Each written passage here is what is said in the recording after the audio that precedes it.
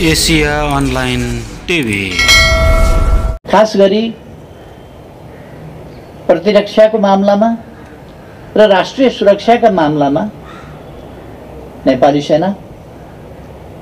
सेनाको परिचालन र विभिन्न ढङ्गले नेपाली सेनाको परिचालन एवं प्रयोग कसरी उपयुक्त ढङ्गले हुन सक्छ त्यस सन्दर्भमा नीतिहरू र अभ्यासका अनुभवहरूले हामीलाई अलिकति परिमार्जित स्थितिमा पुर्याएको छ आज। र हामी एउटा अन्योलको स्थितिमा होइन, बहुतै स्पष्टताको स्थितिमा छौँ। विगतका अनुभवहरूलाई लिएर आज हामी अझ स्पष्टताका साथ अगाडि बढ्न जरुरी छ। आजको दुनियाँ पनि आज विश्वमा एक ढङ्गले भन्ने हो भने तुलनात्मक रूपमा शान्तिको स्थिति नै छ भन्नुपर्छ।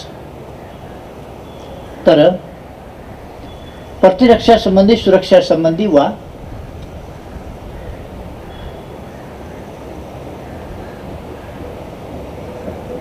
सैन्य परिचालन सम्बन्धी प्रश्नहरूलाई मूलतः राष्ट्रहरूले दुई हिसाबले सोचेको पाइन्छ आजको दुनियाँमा। एउटा प्रभाव विस्तार, अर्को संप्रभुताको रक्षा। हामी प्रभाव विस्तारको पक्षमा होइन, हामी न्यायोचित संप्रभुताको रक्षा र शान्ति सुरक्षाको पक्षमा छौँ। ठुलो होस् कि सानो, बलियो होस् कि कमजोर, सबैले आफ्नो अनुचित ढङ्गले प्रभाव विस्तारमा होइन, न्यायोचित हकको रक्षामा सैन्य शक्तिको प्रयोग गर्नुपर्दछ भन्ने हामी ठान्दछौँ। कहीँ पनि अन्यथा ढङ्गले प्रयोग गरिनौँ त्यो उचित हुँदै होइन। कुनै पनि राष्ट्रले आफ्नो न्यायोचित राष्ट्रिय हितको रक्षा र सम्वर्धन, त्यसमा समग्रतामा आफूलाई केन्द्रित गर्नुपर्छ। आफ्नो राष्ट्रिय हितको रक्षा गरिरहँदा अरूको राष्ट्रिय हितको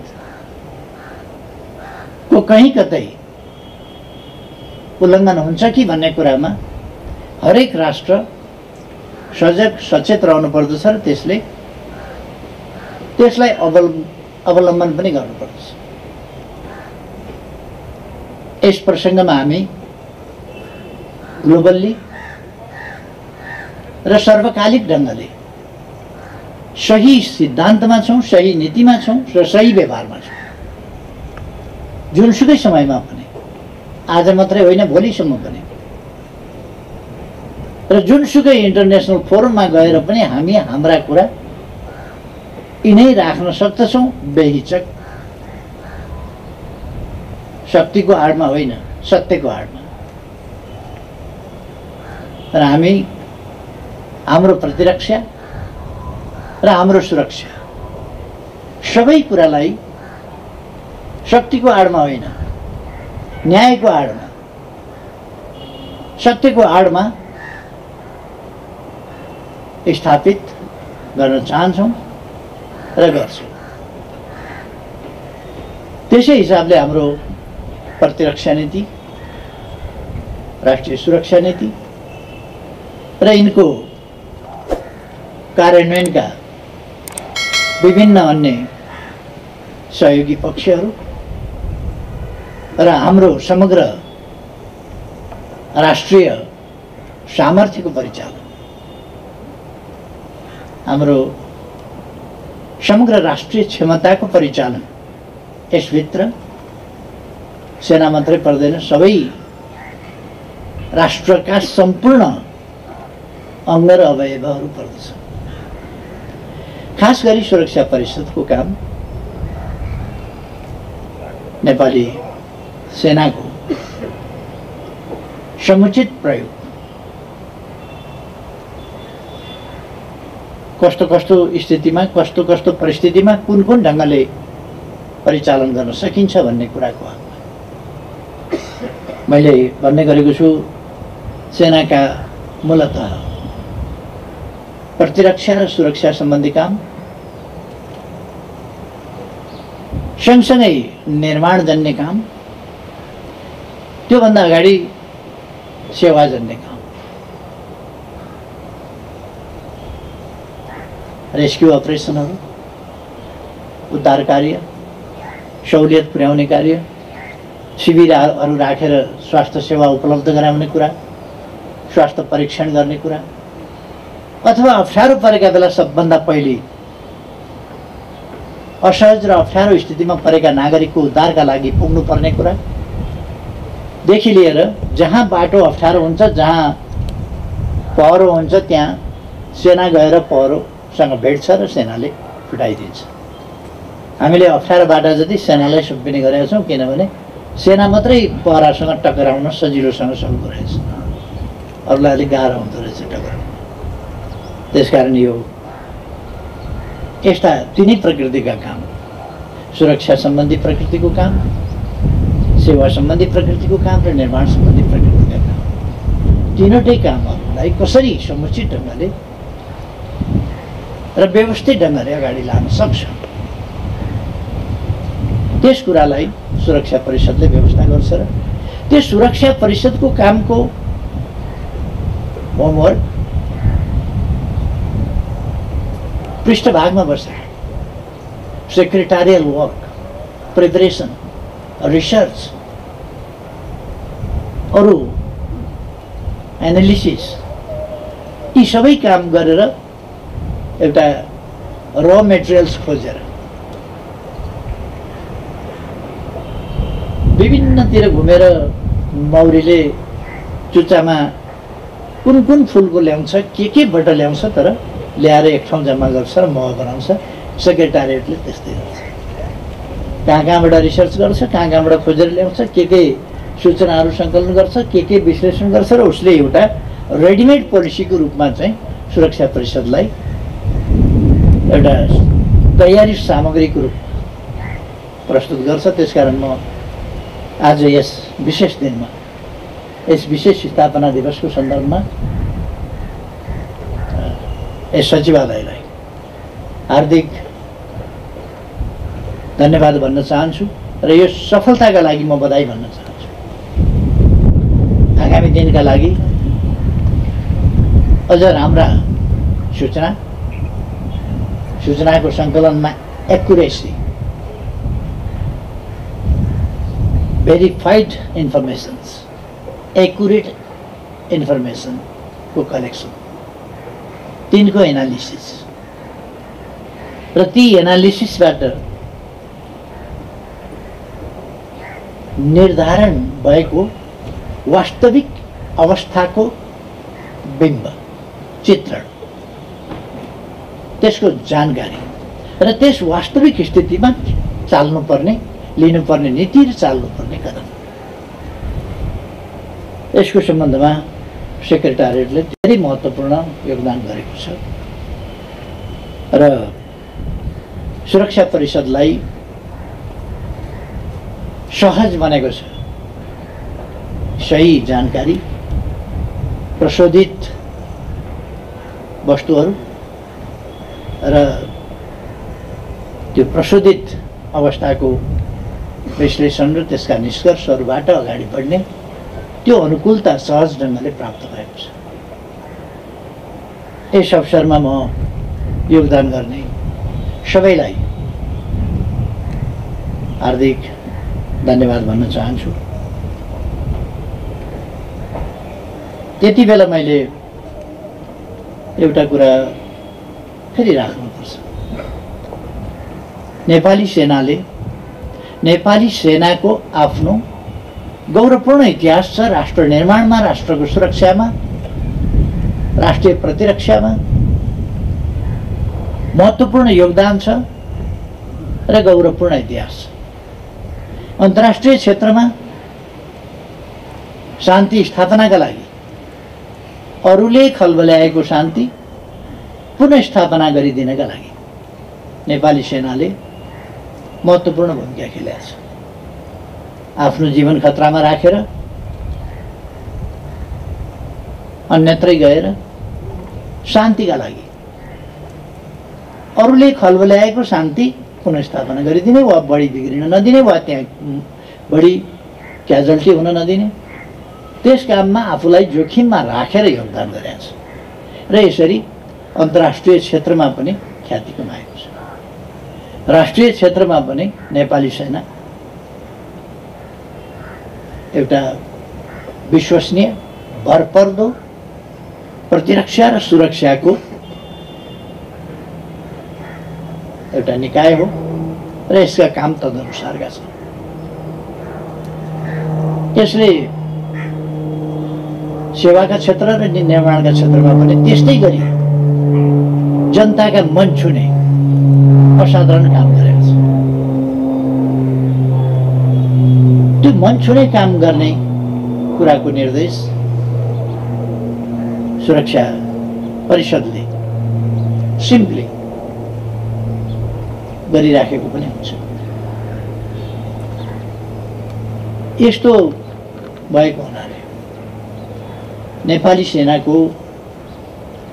नेपाली सेनालाई अनावश्यक ढङ्गले विवादमा तान्न खोज्ने, आफ्ना संकीर्ण स्वार्थका लागि अनावश्यक ढङ्गले विवादमा तान्न खोज्ने अथवा नेपाली सेनालाई अपमान गर्न खोज्ने वा प्रोभोक गर्न खोज्ने विभिन्न खालका प्रवृत्तिहरू देखिन्छन् र नेपाली सेनालाई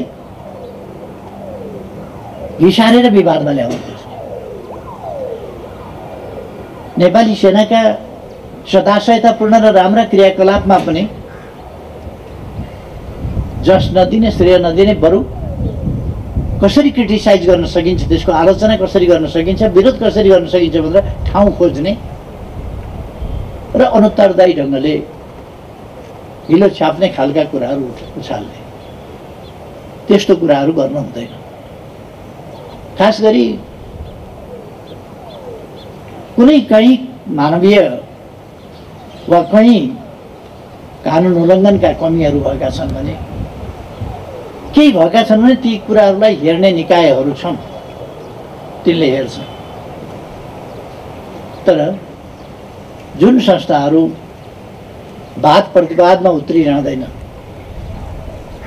त्यस्ता संस्थाहरूलाई वाद विवादमा तान्ने खालका कामहरू उचित हुँदैन। र नेपाली जनता यसमा सचेत छ। तर नेपाली जनताको चेतनालाई अलिकति समय समयमा अल्मल्याउन खोज्ने, भ्रममा हाल्न खोज्ने प्रयासहरू पनि हुने गर्छ। हामी त्यस्ता प्रयासहरूसँग सतर्क हुनुपर्छ।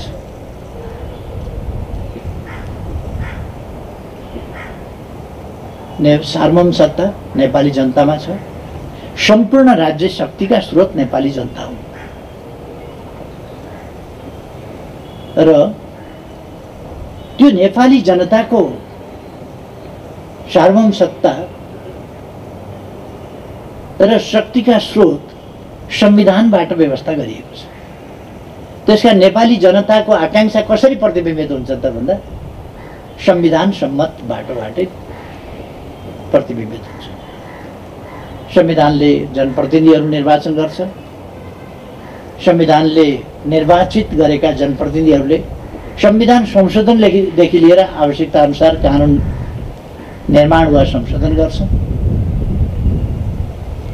र त्यस मार्फत जन आकांक्षा प्रतिबिम्बित हुन्छ।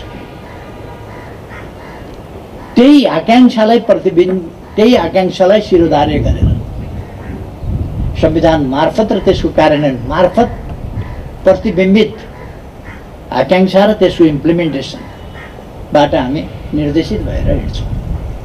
सिङ्गै समाज त्यसकारण मूल कानुन संविधानलाई मानेर संविधान बमोजिम हामी अगाडि बढ्छौँ।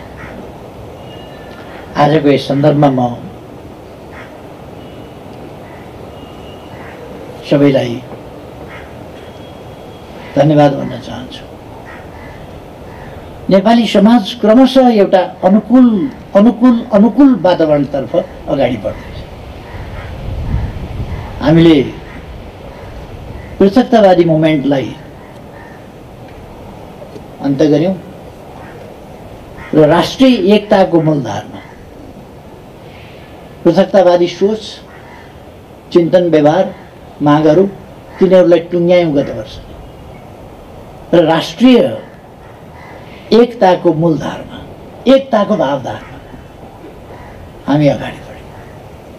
हाम्रो भौगोलिक विविधता, प्राकृतिक, जैविक, सामाजिक, अरू प्रकारका विविधता छन् भने स्वाभाविक रूपमा सामाजिक विविधता पनि छन्, भौगोलिक विविधता छन्।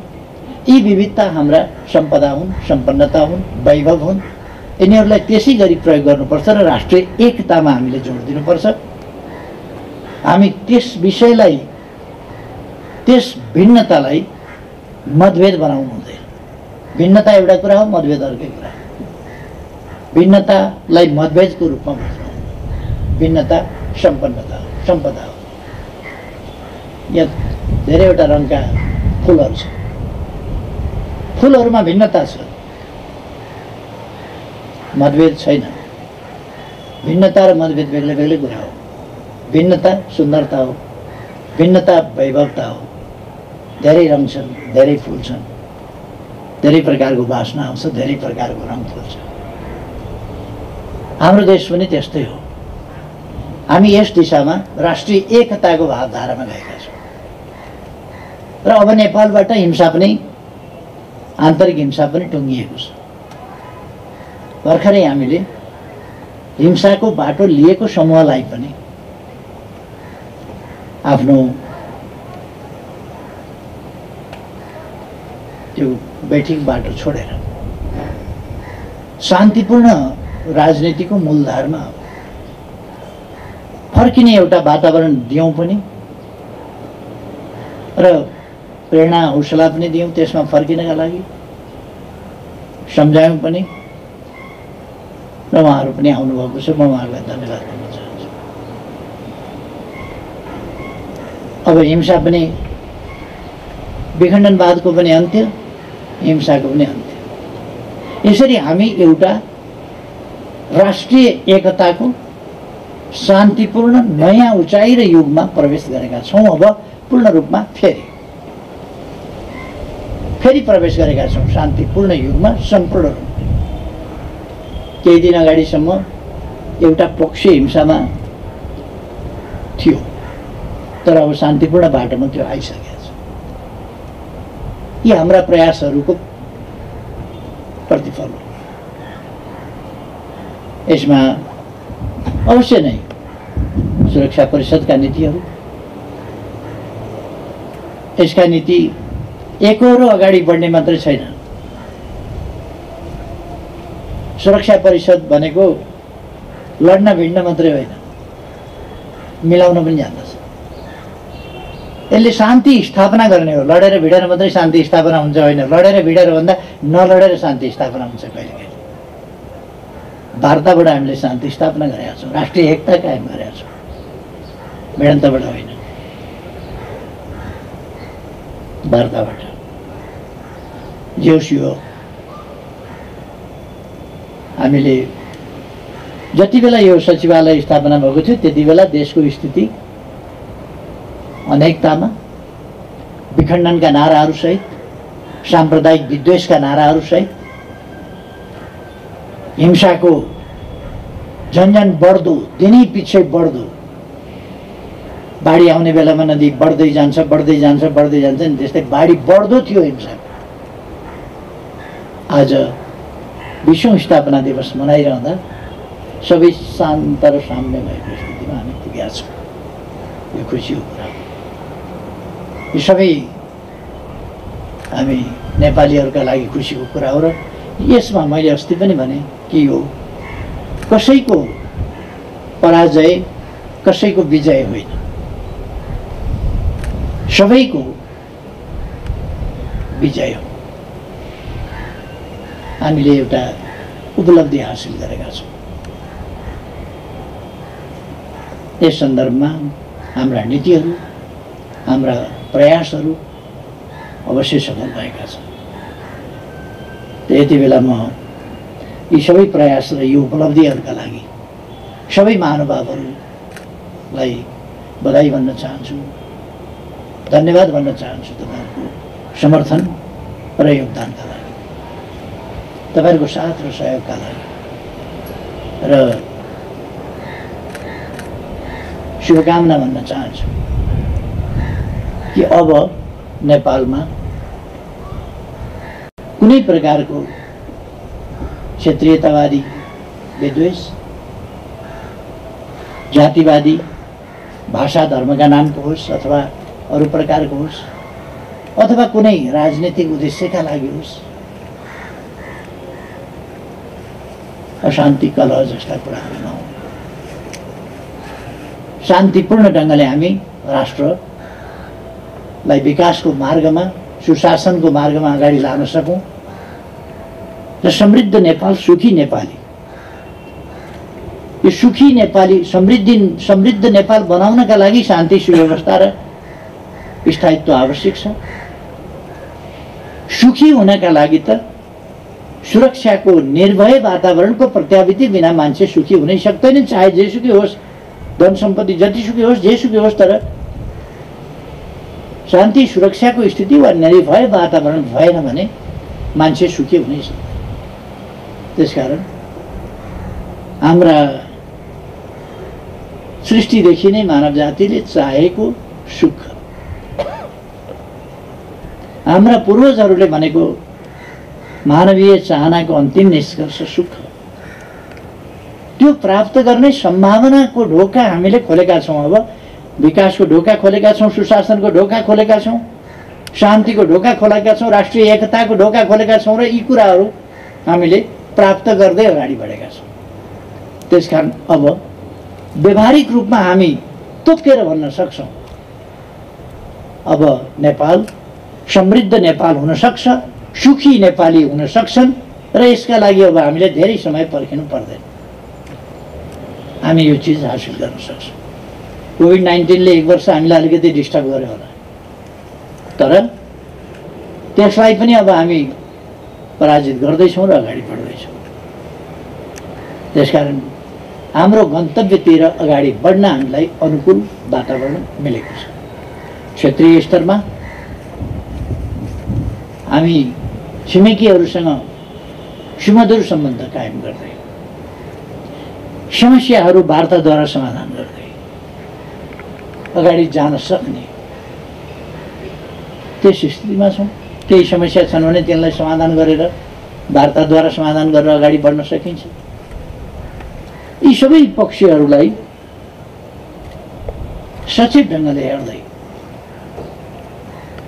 सचेत र आवश्यक कदम चाल्दै नेपाल अगाडि बढ्छ।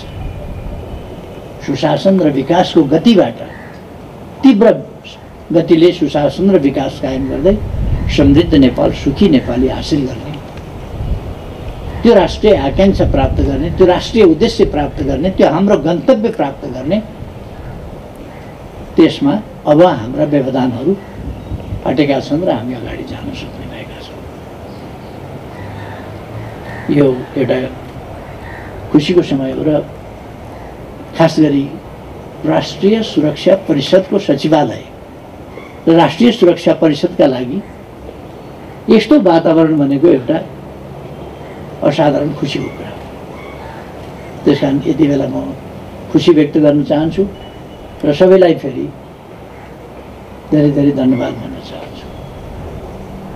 सबैमा धेरै धेरै शुभकामना साथ आफ्नो भनाइ टुङ्ग्याउँछु। धन्यवाद।